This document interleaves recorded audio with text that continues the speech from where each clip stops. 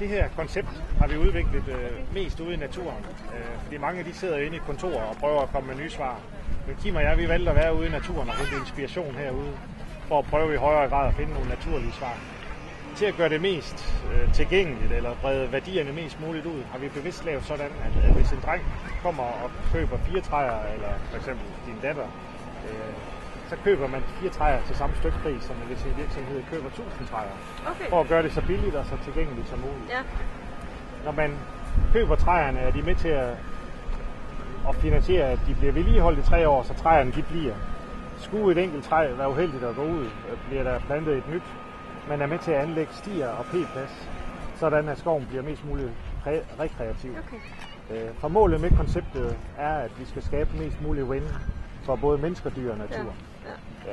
Det er de tanker, vi har tænkt, og også at det skulle virke eksponentielt, at det skulle være noget, der kommer ud og virker i stor skala. Ja. Og det er også derfor, at træerne skal være så billige som muligt, og at alle har mulighed for at bidrage, at det både henvender sig til private og til virksomheder. Ja. Så kan alle være med til at gøre en forskel i flere hundrede år. Ja.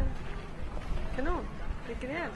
Så hvor er det, altså hvor planter I træerne henne? Træerne de bliver kun plantet på kommunens jord over grundvandsressourcer. Okay. Der hvor vandværkerne udvinder vores kommende drikkevand. Okay. Så når de bliver plantet der i nye fredskove, hvor de er sikret, så siger man, at træerne er med til at sikre rent drikkevand op til 500 år. Det er et tal, der er svært at forholde sig til. Men det er det, natureksperterne siger. Så det er det, vi kan være med til at hjælpe hver især nu.